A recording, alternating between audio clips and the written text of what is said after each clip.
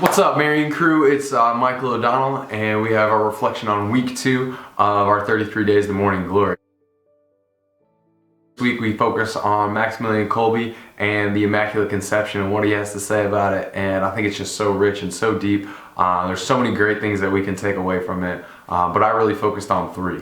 And that first one is the great circle of being that St. Thomas Aquinas talks about. And this big name, but I love this idea of that everything that's created is directed towards an end, but that end is actually back towards its source of existence. So if we think of our life, we're created from God, and our end is to go back towards God. And if we look even right after the fall, God kind of hints at this in Genesis where he says, "You are to dust, and to dust you shall return." And that was our circle. It wouldn't have been great in that sense, obviously, but that was our circle of being up until the incarnation. And then we can see in the incarnation, the catechism, we see that God became man so men can become God. And this idea that Christ opened the gates of heaven for us so we could join him and have that immortality that God possesses, with our soul united to him in that beatific vision, which is so great. And who do we look towards? So who's our model? And this goes to my second point. Who's our model for that person that's fully living that life directed towards God? And that would be the Immaculate Conception.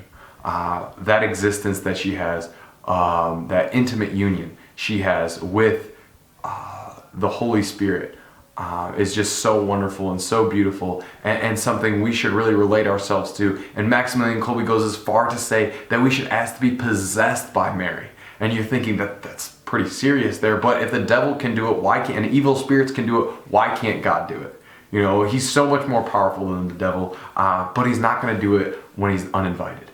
And so we definitely have to invite him into our souls. And we can see this through the great saints of St. Francis saying, "Make me an instrument of your peace." We see the phrase vessels of mercy. We see Mary say, "I'm the handmaid of the Lord."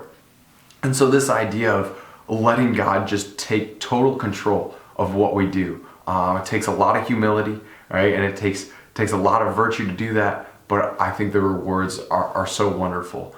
And then this third point of this intensity that St. Maximilian Kolbe had.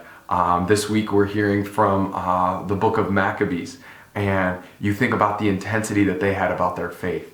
They are not wanting to eat pork, so the 7 sons get slaughtered, right? Just destroy the temple where they're supposed to make an offering to pagan gods.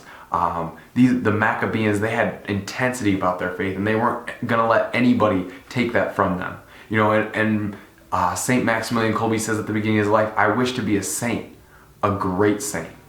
And I think sometimes we never voice this desire that we have because we say it's something of humility. Maybe we wish to squeak into purgatory, or we just barely slide into heaven if we can, and maybe take a back corner in the presence of the beatific vision, or the lowest level with the choirs of angels. But why aren't we challenging ourselves that we want to be a great saint?